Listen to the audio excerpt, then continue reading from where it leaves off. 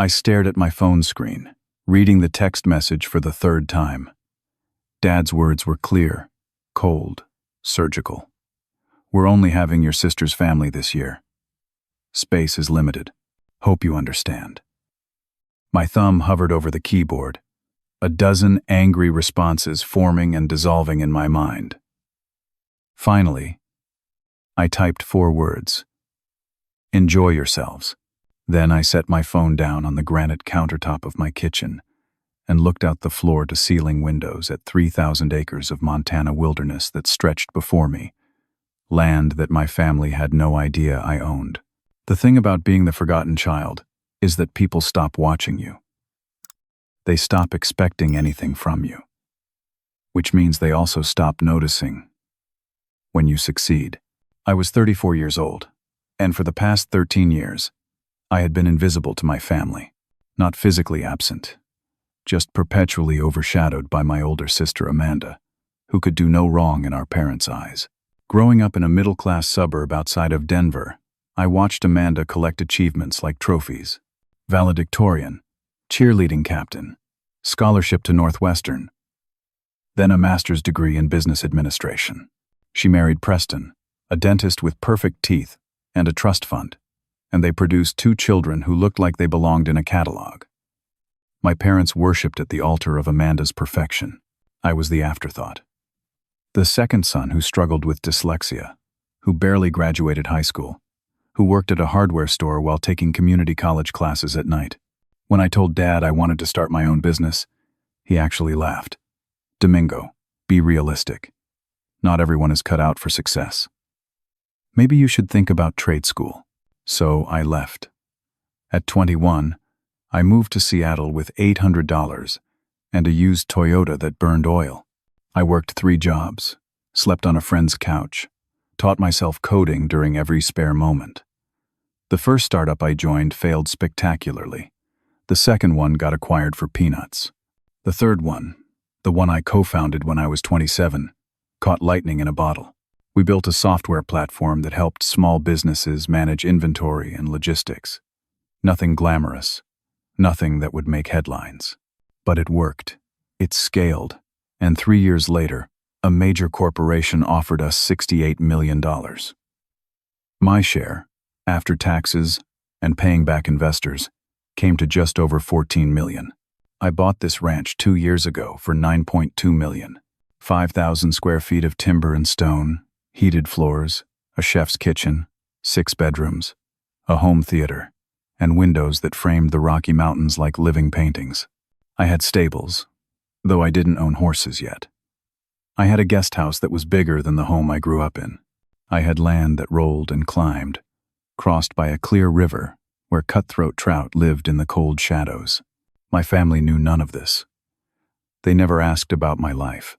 When I showed up for obligatory Christmas dinners, Dad would ask if I was still doing that computer thing, and Amanda would make sympathetic comments about how hard it must be working for a startup. I never corrected them. What was the point? They had already decided who I was. The Thanksgiving text from Dad shouldn't have surprised me.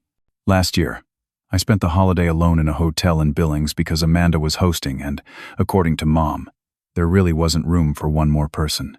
The year before that, I had the flu, and no one called to check on me. I had learned to expect nothing, which made disappointment impossible. But this year felt different. This year, I had the means to do something about it. I picked up my phone and scrolled through my contacts, past the business associates and college friends, until I found a number I hadn't called in 6 years. Uncle Barry answered on the 4th ring. Domingo? That really you? Hey, Uncle Barry. Yeah, it's me. Well, I'll be damned. Your father told me you'd probably fallen off the face of the earth. I smiled, bitter and knowing. He would say that. Listen, I know this is out of the blue, but what are you doing for Thanksgiving? There was a long pause. Not much, I suppose. Carol and I usually just make a small dinner. Why? I'd like to invite you and Carol to my place. And I was hoping you might have Aunt Susan's number. And maybe Jake's? Another pause. Longer this one. Domingo, You do know your father hasn't spoken to me in 8 years, right? Since the divorce. He made it real clear. I wasn't family anymore. I know, I said. That's exactly why I'm calling. Over the next 2 days, I made 17 phone calls. Each conversation followed a similar pattern. Surprise, confusion, cautious hope, and finally acceptance. These were the people my family had discarded, the relatives who had committed the unforgivable sins of divorce, disagreement, or simply not being successful enough to matter. Aunt Susan cried when I called. She was my mother's younger sister, cut off 12 years ago after she criticized how Mom and Dad were handling Amanda's wedding planning. The offense? Susan thought spending $40,000 on a single day was excessive. Mom never spoke to her again. I haven't seen you since you were 22, Susan said, her voice thick. You were working at that hardware store, always so quiet at family dinners. I remember, I said. You were the only one who ever asked me what I was reading. You always had a book in your pocket. Still do. My cousin Jake, Uncle Barry's son, was 31 and working as a paramedic in Spokane. He had married someone Dad disapproved of, a woman named Christina who worked as a bartender. Dad called the marriage beneath our family's standards. Jake stopped coming to family events rather than leave Christina at home. I heard you were doing okay, Jake said when I reached him. Some guy I work with said he thought he saw you at a Seahawks game in one of the fancy boxes. That was me. No kidding?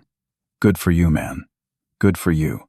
I invited Dorothy Sanderson, my grandmother's sister, who was 78 and living alone in a retirement apartment in Bozeman. She had been erased from family gatherings after she questioned Dad's business practices. Too opinionated, Dad called her. Too honest, I thought. Then there was Emma, my second cousin, 26 years old and brilliant. She had come out as gay when she was 21, and Dad had made it clear she wasn't welcome at family functions anymore. Homosexuality doesn't align with our values, he had announced, as if he were the arbiter of morality for the entire bloodline. Emma moved to Portland and rarely spoke to anyone in the family except me. We texted occasionally, usually just checking in. Are you serious? She asked when I explained. You want me to come to Thanksgiving at your ranch? You have a ranch? I have a ranch. Since when? 2 years. And you never mentioned this? Because? No one ever asked. She laughed, sharp and delighted. Oh, Domingo, this is going to be something, isn't it? I also called the Henderson family. They weren't relatives, but they had been close family friends when I was growing up. Their daughter Rachel had been Amanda's best friend in high school. Then Rachel got pregnant at 19, decided to keep the baby, and my parents made it clear the Hendersons were no longer suitable company. Rachel was now 28, with a 9-year-old son named Tyler, and a nursing degree she had worked her tail off to earn. Your parents haven't spoken to us in almost 10 years, Rachel's mother Catherine said. Your father told mine that we had failed as parents. I remember, I said quietly. I'm sorry that happened. Why are you doing this, Domingo? Because I'm tired of pretending the people who raised me are good people. By the end of the second day, I had 23 confirmed guests. I hired a catering company out of Bozeman, arranged for hotel rooms for people traveling from out of state, and planned a menu that would make any Food Network host jealous. Turkey, ham, 3 kinds of stuffing, mashed potatoes, sweet potato casserole, green bean almondine, cranberry sauce from scratch, rolls that would be baked fresh that morning, and 7 different pies. This was going to be Thanksgiving done right, for people who actually deserved it. Then Amanda called. What the hell do you think you're doing? She said without preamble. Hello to you too, Amanda.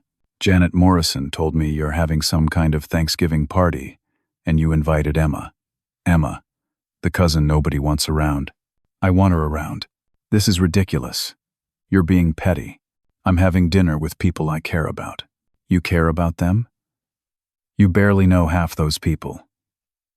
Uncle Barry is a drunk, Aunt Susan is bitter, and Emma is, well, you know what Emma is. I counted to 5, breathing through my nose. I know exactly what Emma is. She's family. Real family. Not the fake kind. Is this because Dad said we didn't have room this year? That's what this is about? You're throwing some kind of tantrum? Amanda, I haven't thrown a tantrum since I was 6. I'm throwing a dinner party. Where are you even having this? Don't tell me you're renting some restaurant and making a spectacle. My home, that little apartment you had in Seattle? I moved. Where? Montana. I have a place outside of Missoula. She snorted. A place.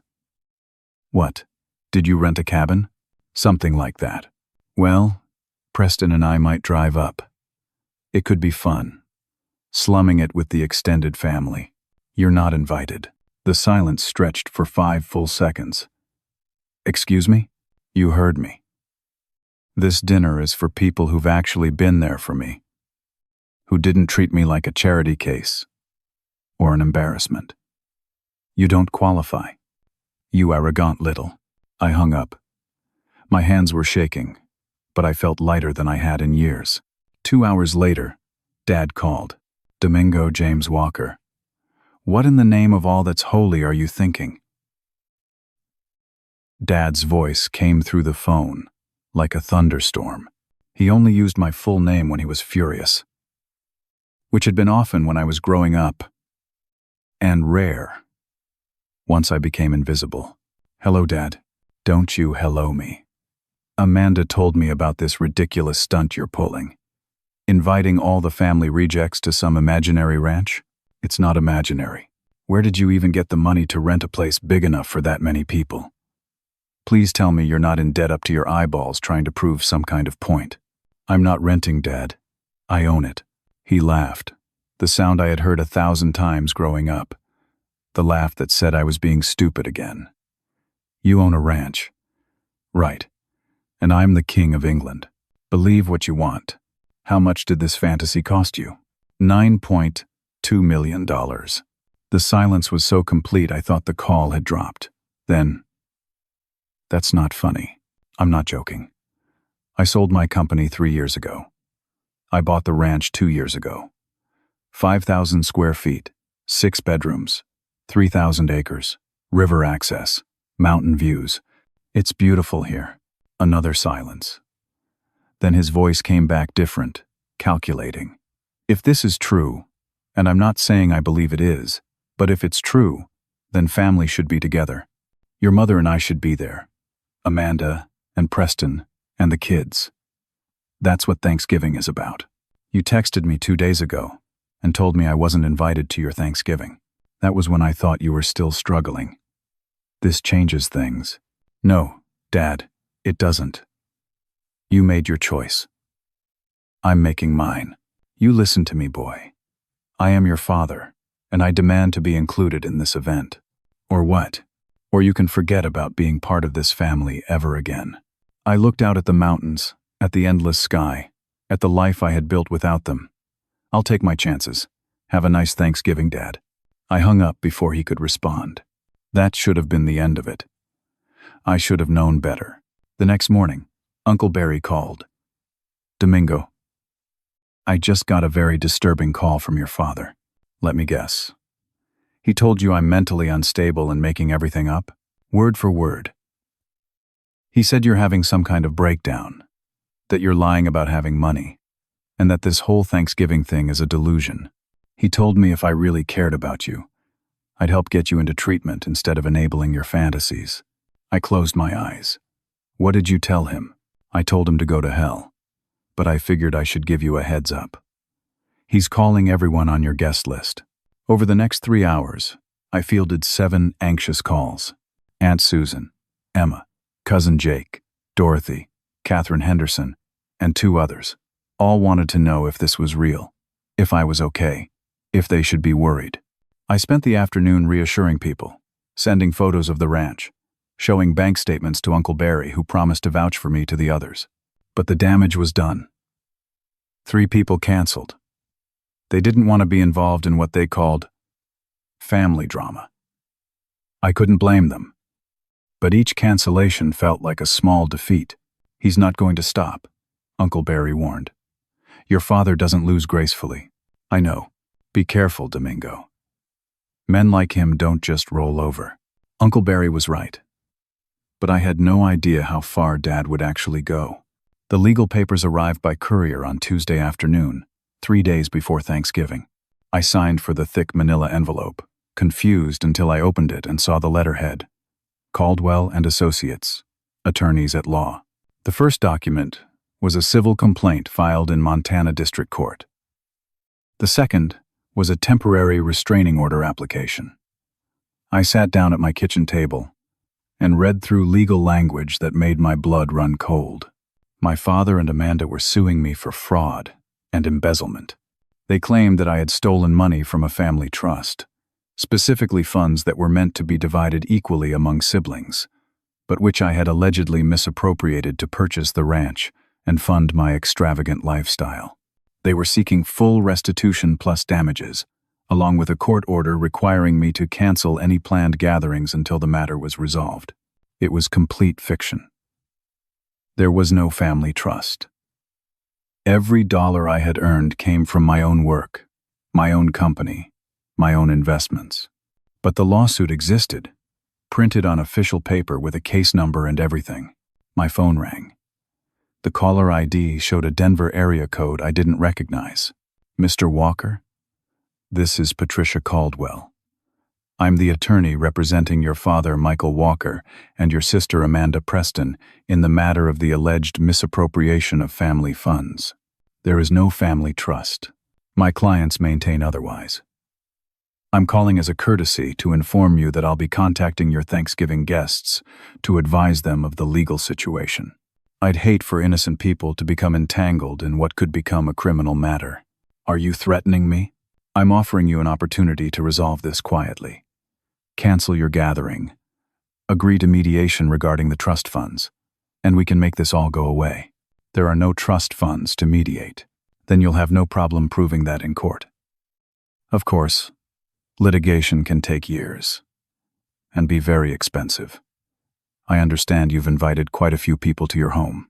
It would be unfortunate if they found themselves subpoenaed, questioned about their knowledge of your finances, potentially implicated as accessories after the fact." I gripped the phone so hard my knuckles turned white. "You're going to call my guests and threaten them. I'm going to inform them of the legal reality of the situation. What they do with that information is their choice. Have a pleasant day, Mr. Walker." She hung up. I sat staring at my phone, feeling the walls close in. Within 2 hours, the calls started. Emma first, her voice shaking. "Domingo, I just got the scariest call from some lawyer. She said I could be charged as an accessory to fraud if I come to your house. Is this real? What's happening?" Then Jake, then Aunt Susan, then Catherine Henderson. One by one, my guests were being terrorized by a lawyer who knew exactly which pressure points to hit. By evening, I had lost 8 more people. Only 12 guests remained, and half of them sounded uncertain. I sat on my porch as the sun set behind the mountains, watching the sky turn purple and gold, and seriously considered canceling everything. Maybe Dad had won. Maybe he always would win. My phone rang again. "Uncle Barry, I just got off the phone with that piranha lawyer," he said. She made some very creative threats about obstruction of justice and conspiracy. "I'm sorry, Uncle Barry. I never meant for any of this to happen. Are you kidding? This is the most fun I've had in years." "Fun? Domingo, your father is terrified. Do you understand that? He's so scared of you showing everyone what a fraud he is that he's willing to spend tens of thousands of dollars on a bogus lawsuit. That tells me you've already won. It doesn't feel like winning. That's because you're a good person, which is why you're nothing like him. Now listen to me. You need to fight back. Get yourself a lawyer, a good one. And don't you dare cancel this Thanksgiving." After we hung up, I spent 20 minutes searching for attorneys in Missoula. I found one whose website emphasized business litigation and family law. Samuel Brooks, partner at Brooks and Chen. His reviews were excellent. His fees were terrifying. I called anyway. Samuel answered on the second ring, which surprised me. It was 7:30 on a Tuesday night. Samuel Brooks. Mr. Brooks, my name is Domingo Walker. I need legal help, and I need it fast. I explained the situation. Samuel listened without interrupting, occasionally making small, sounds. When I finished, he was quiet for a moment. Mr. Walker, I'm going to need to see all the documents you received, along with your financial records proving independent income. Can you come to my office first thing tomorrow morning? Yes.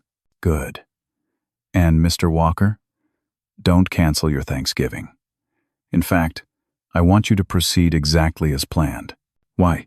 Because your father's lawsuit is harassment, pure and simple. It's also defamation, since he's making false claims about your finances. But more importantly, if you fold now, he'll know he can bully you forever. Stand your ground. I met with Samuel at 8 the next morning. He was 45, sharp-eyed, with graying hair and a handshake that conveyed confidence without arrogance. I brought 5 years of tax returns, bank statements, the purchase documents for the ranch, and the legal papers from Patricia Caldwell. Samuel reviewed everything with the focused intensity of a surgeon. After an hour, he looked up. Your father and sister are going to regret this, he said. Why? Because I did some digging last night after our call. Your sister's business? Preston Dental Associates? What about it? It received a capital injection of $300,000 4 years ago from something called the Walker Family Educational Trust. I stared at him. I've never heard of that trust.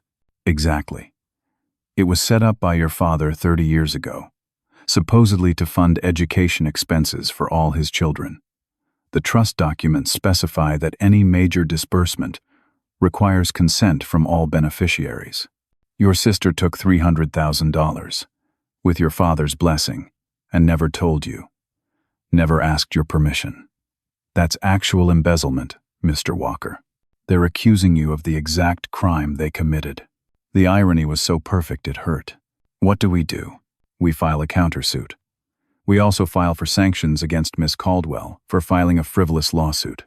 And we send a very strongly worded letter to your father and sister, pointing out that if they don't immediately withdraw their suit, we'll pursue criminal charges for theft from the trust.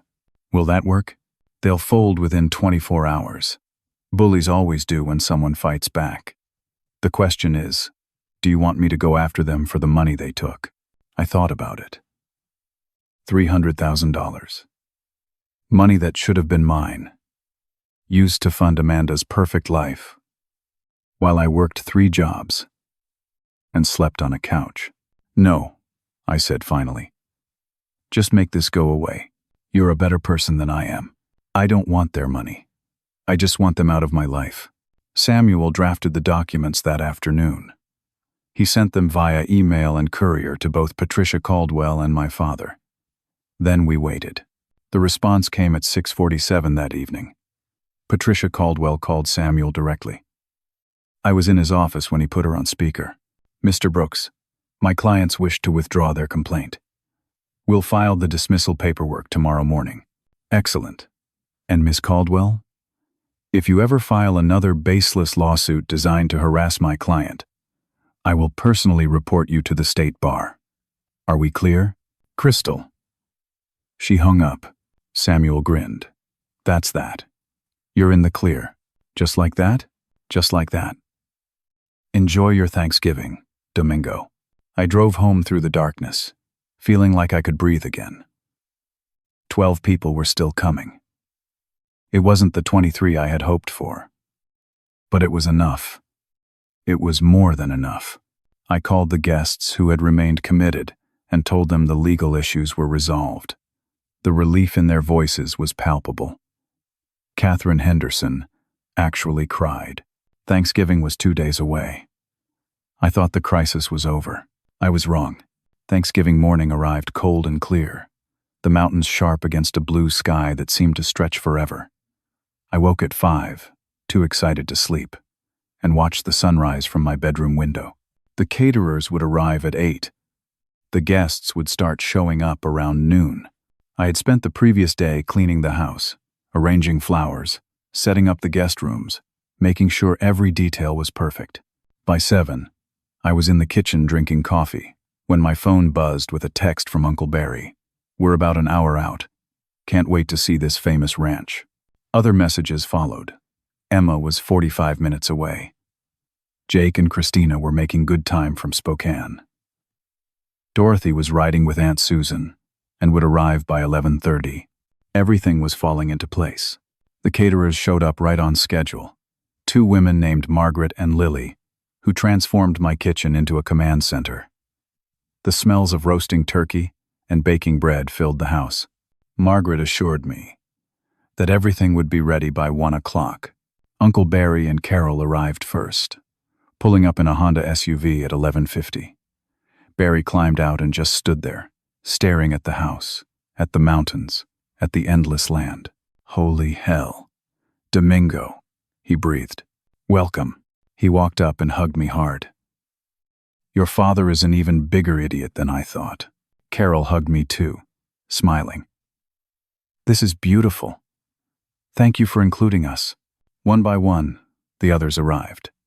Emma showed up with her girlfriend Sarah, both of them bright-eyed and laughing.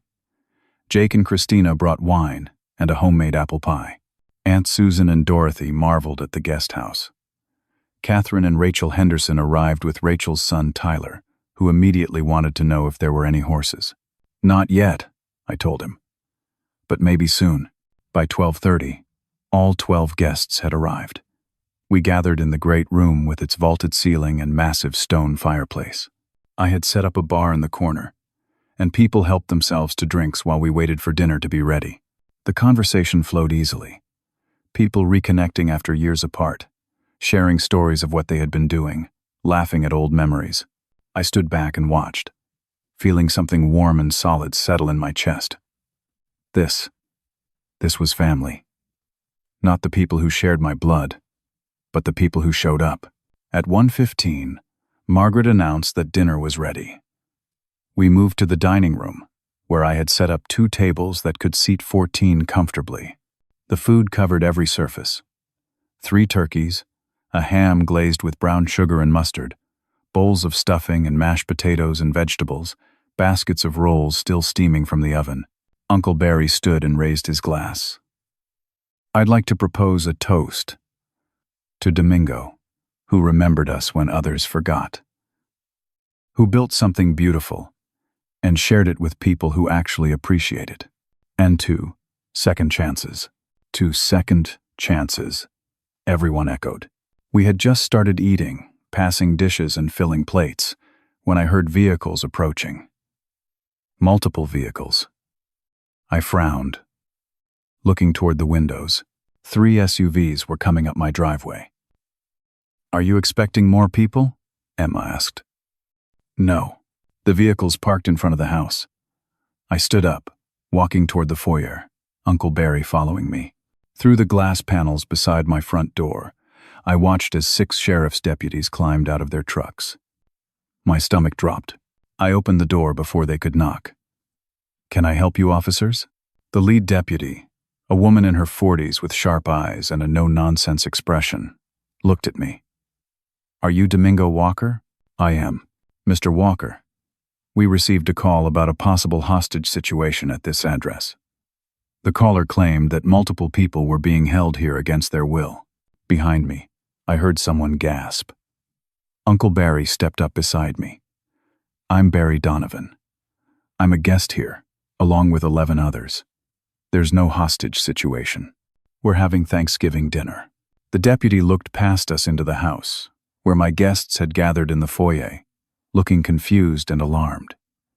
"Is anyone here being held against their will?" "No," came a chorus of voices. "Who called this in?" I asked, though I already knew.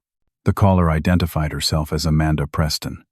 "She claimed to be your sister, and said she had reason to believe you were experiencing a mental health crisis and endangering others. Emma pushed forward. Amanda Preston is a liar who's angry because she wasn't invited to dinner. This is harassment. The deputy's expression shifted slightly, a flicker of annoyance. Ma'am, we have to respond to all calls. But it's pretty clear there's no emergency here. She looked at me. Mr. Walker, has your sister made other false reports about you? She and my father filed a bogus lawsuit 2 days ago. It's been withdrawn. I see. Well, you might want to document this incident. False reporting is a crime. She turned to leave, then paused. Nice place you got here. Thanks. I watched the deputies drive away, my hands shaking with rage. Behind me, the house had gone quiet. When I turned around, my guests looked shaken. Catherine was hugging Rachel. Dorothy had sat down on the bench by the door, looking pale. I'm so sorry, I said. I never meant for any of you to be dragged into this. It's not your fault, Jake said. Your family is insane, but the mood had shifted. Even after we returned to the dining room, people were subdued. Some ate quietly, others just pushed food around their plates. Tyler, who had been excited about everything, now sat close to his mother, nervous. At 2:30, Rachel approached me in the kitchen. Domingo, I think we're going to head out. Tyler's upset, and honestly, I don't want to be here if the police come back. I understand. I'm sorry. The food is amazing. The house is beautiful, and I'm so grateful you invited us. But this is too much drama. Within 20 minutes, half the remaining guests had left. Only Uncle Barry and Carol, Emma and Sarah, and Jake and Christina remained. We sat in the great room, the ruined Thanksgiving heavy in the air. I failed. I said quietly, No. Uncle Barry's voice was firm. You didn't fail. Your father did. Your sister did. They did this. None of those people should have had to deal with police showing up. They came here to feel safe and welcome. And instead they got terrorized. Emma sat down next to me. Domingo, I've never felt more welcomed anywhere in my life. Yes, your father and sister are acting like monsters, but you gave us something real today. Don't let them take that away. I wanted to believe her. But looking at the half-empty house, at the tables still full of food that no one would eat, all I felt was defeat. We sat in the great room for a long time, not talking much, just being together. Margaret and Lily cleaned up the kitchen, packing leftovers into containers. Around 4, Carol suggested we at least have dessert, and we gathered around the dining table again, just the 8 of us, and had pie and coffee. It was Uncle Barry who finally broke the heavy silence. He stood up, still holding his coffee cup, and cleared his throat. I want to say something. Domingo, you're sitting here thinking you failed, but you're wrong. Dead wrong. Look around this room. 8 people who your father and mother decided weren't good enough for their precious family. 8 people who are here because you saw value in us that they couldn't see. Uncle Barry, let me finish. Your father cut me off because I got divorced. As if marriage was some kind of achievement that made me worthy. Your parents cut off Susan because she had the audacity to speak her mind. They cut off Emma because she had the courage to be herself. They cut off Jake because he married for love instead of status.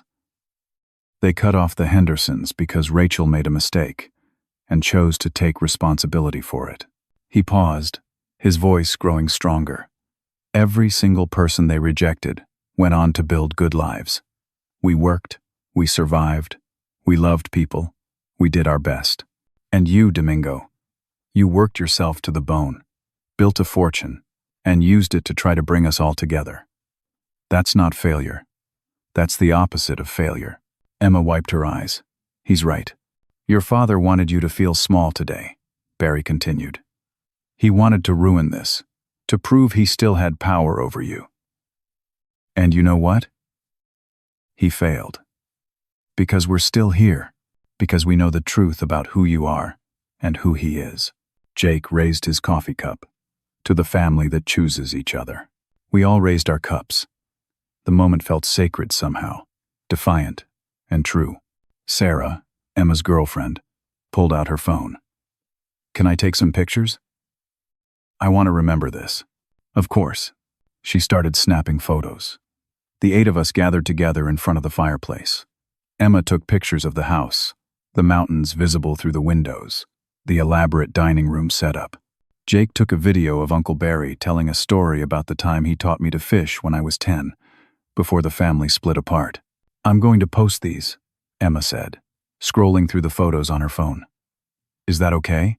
Why? Because your father and Amanda are out there telling people you're crazy, that this place doesn't exist, that you're some kind of con artist. I want everyone to see the truth. I hesitated. Part of me wanted to keep this private, to not engage with the drama. But another part, the part that was tired of being invisible and dismissed, wanted the world to see. Diet. Emma spent 10 minutes crafting a post, showing me the text before she published it. When I found my real family. A Thanksgiving story. She wrote about being rejected by relatives, about my invitation, about the police showing up because my father called in a false report. She included pictures of the house, the food, all of us together. She tagged everyone present, using our real names. Then she hit post. Done, she said. We didn't think much about it. We had more pie, we told more stories, and around 6, everyone started heading home. Emma and Sarah were staying in one of the guest rooms. Uncle Barry and Carol were staying in another. Jake and Christina had a hotel in Missoula, but promised to come back for breakfast. I went to bed, exhausted, but somehow lighter. Uncle Barry was right. We had won something today, even if it didn't look like I thought it would. I woke up the next morning to my phone vibrating continuously. 47 notifications on social media. 63 text messages. 12 missed calls. I opened Emma's post. It had been shared 900 times. The comments section had exploded. The first comments were from Emma's friends, supportive and outraged on our behalf. But then other people started commenting. People from my hometown. People who knew my family. Sarah Peterson. I went to high school with Amanda. She always acted like she was better than everyone. This doesn't surprise me at all. Marcus Ridley. I worked with Michael Walker for 5 years. The man is a narcissist who takes credit for other people's work. Jennifer Chang. This is heartbreaking. Domingo, I remember you from community college. You were always so quiet and kind. I'm glad you found success and real family. Then came more serious comments. People who knew my father through business started sharing their experiences. A contractor who said Dad had refused to pay for completed work. A former employee who said Dad had fired him for asking about wage theft. A neighbor who said Dad and Mom had reported their teenage son to the police for playing music too loud, trying to get the kid arrested. The narrative was shifting. My father and Amanda weren't the victims of a crazy relative. They were the villains of their own story. And now, people were paying attention. My phone rang. Samuel Brooks, my attorney. Domingo. Have you seen social media this morning? I'm looking at it now. Your sister Amanda's business partners are calling for an emergency meeting. Apparently several of them are questioning the $300,000 investment from the family trust. They want to know if she had proper authorization. I never gave authorization. Exactly. This could destroy her business.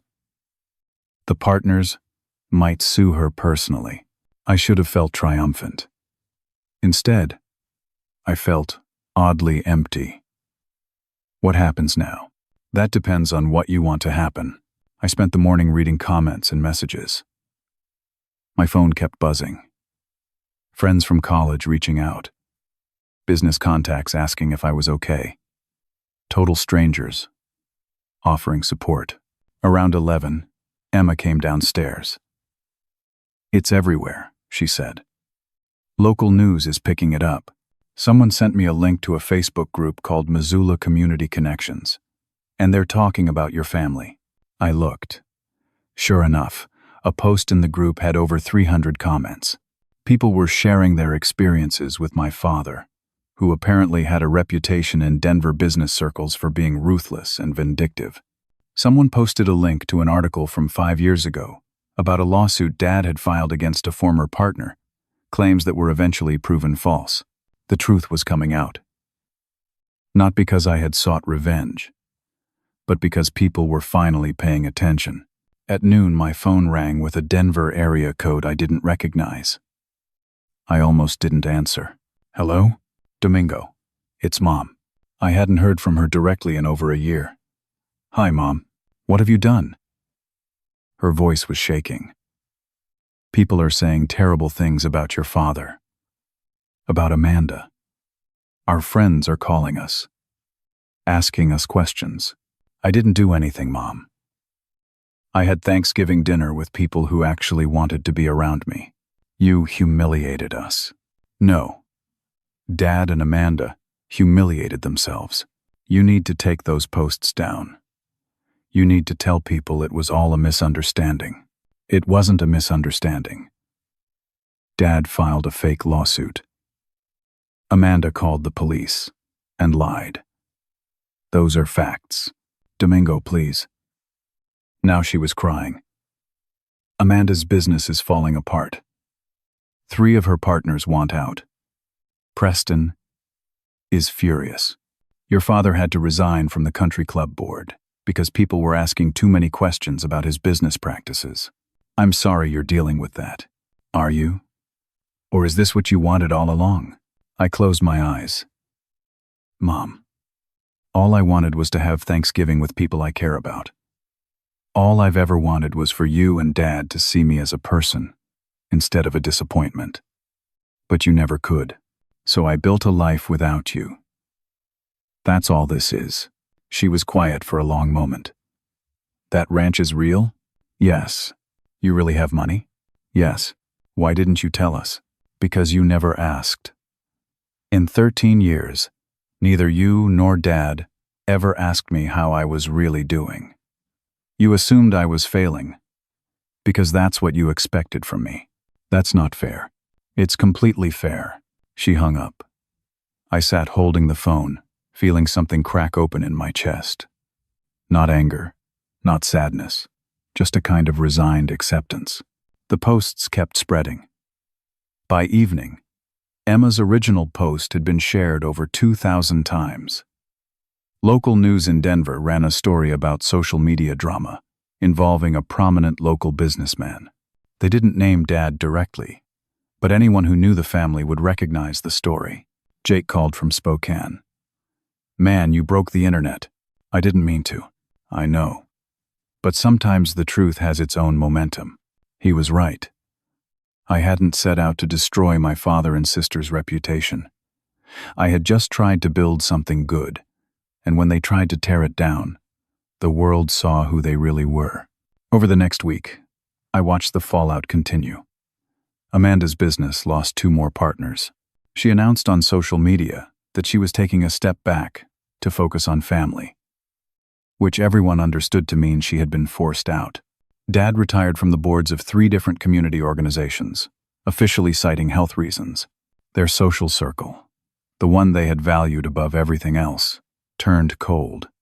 People stopped inviting them to events. Friends became distant. The image they had built crumbled. I should have felt victorious. But mostly, I just felt tired. 2 weeks after Thanksgiving, on a cold Tuesday afternoon, a truck pulled up my driveway. I was in my office, working on a new business venture. When I saw it through the window, a Toyota Tundra, I recognized. Dad's truck. I watched him climb out, moving slowly. He looked older than I remembered, his shoulders hunched against the wind. He stood in my driveway for a long moment, staring at the house like he couldn't quite believe it was real. I considered not answering the door. It would be easy to pretend I wasn't home, to let him stand there and eventually leave. But Uncle Barry's words echoed in my mind.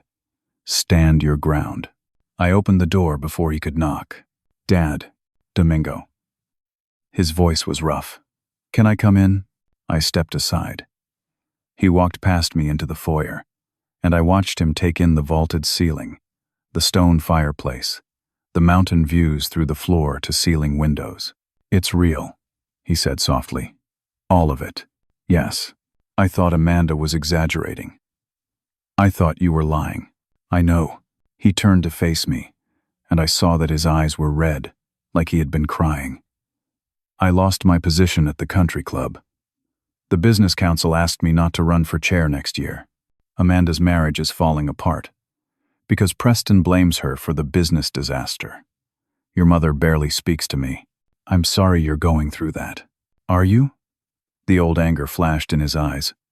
Or are you enjoying watching us suffer? I'm not enjoying it, Dad. I never wanted to hurt you. I just wanted to be left alone. You could have told us. About the money. About this place. You could have included us. You didn't include me. For 13 years, you treated me like I was invisible.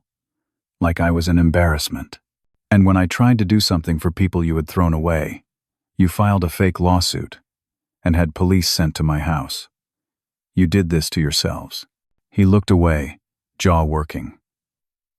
I didn't know what to do with you. You weren't like Amanda. You struggled in school. You didn't have a clear path. I thought I was protecting you by keeping my expectations low. You weren't protecting me. You were dismissing me. I know that now. He met my eyes again. I came here to apologize and to ask for your help. My help? Amanda's business is dying. She's going to lose everything.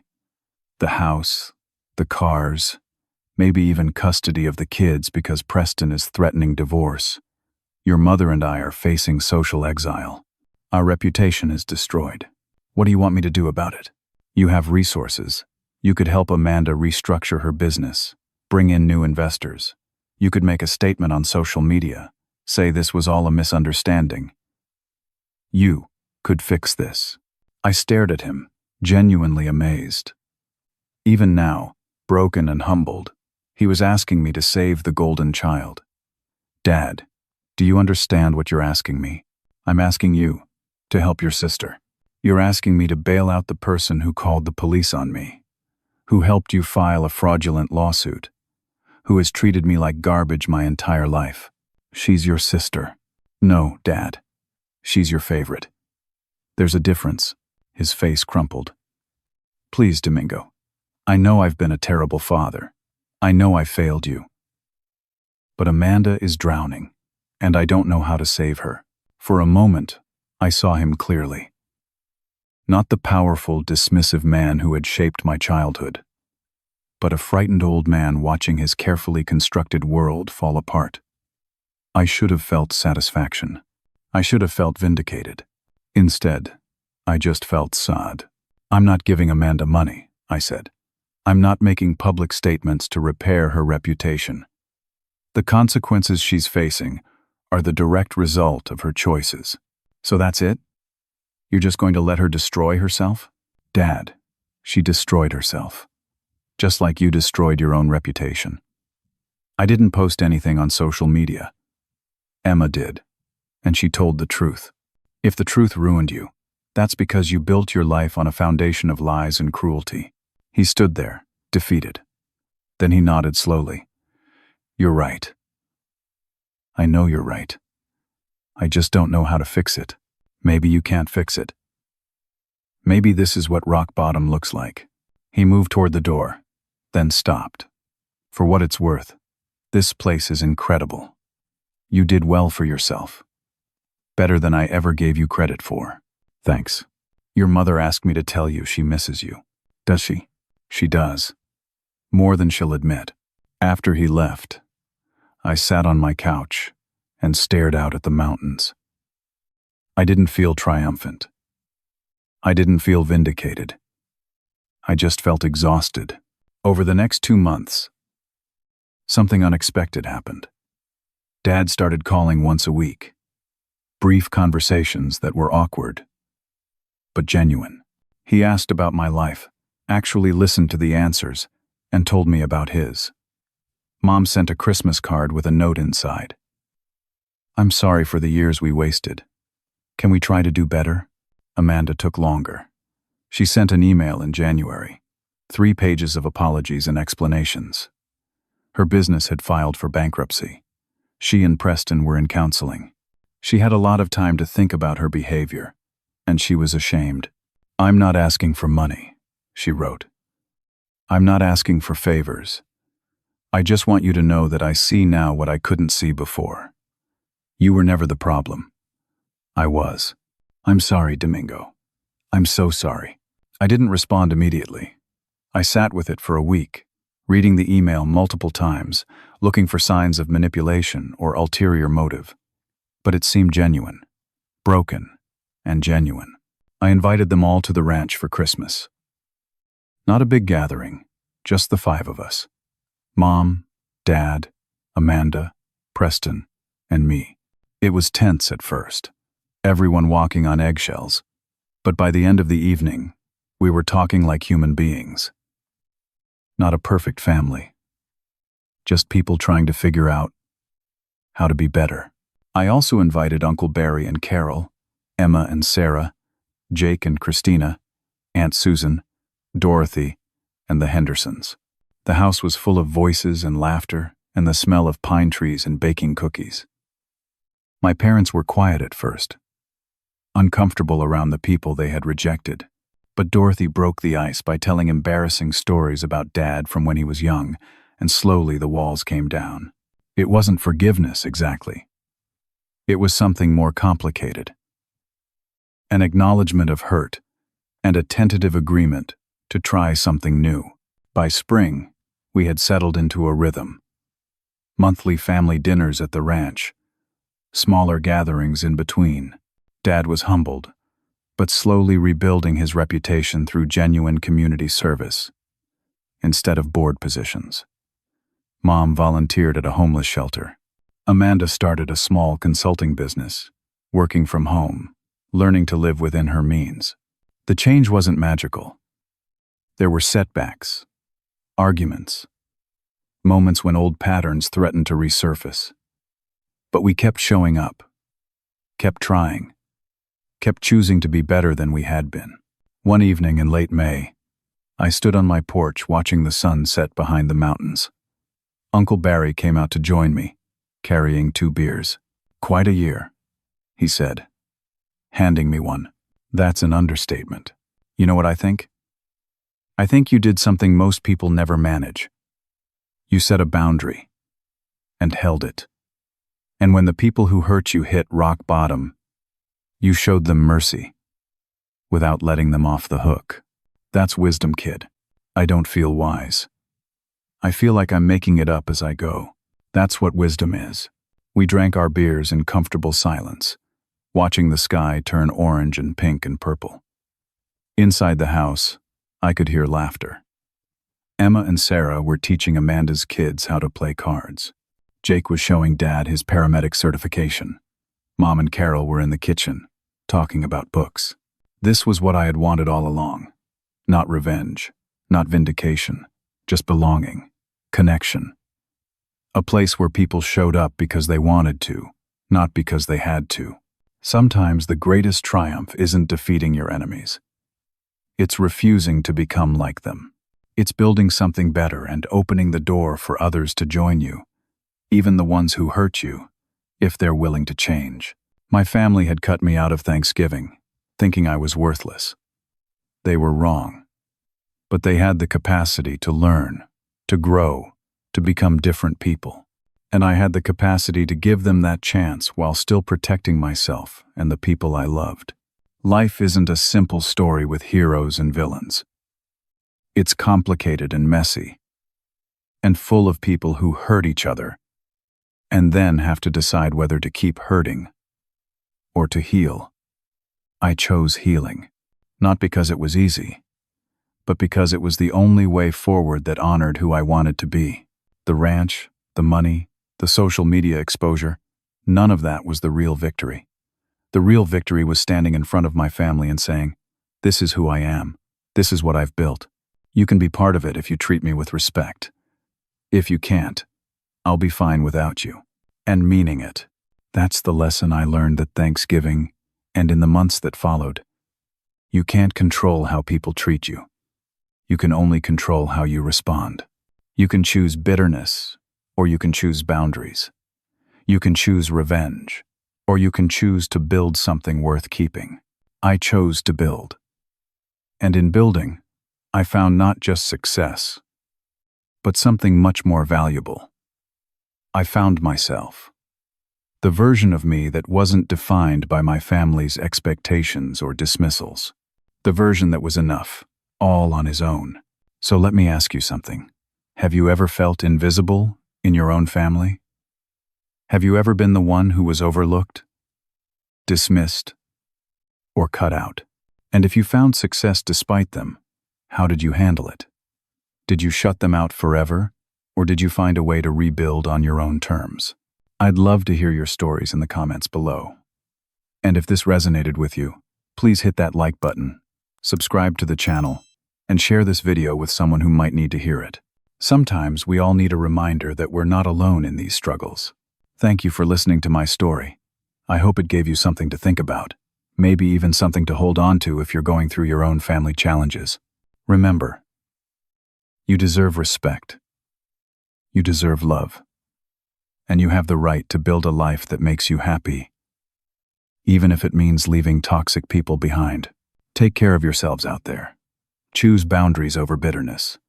Choose building over burning. And most importantly, choose yourself. You're worth it. Until next time.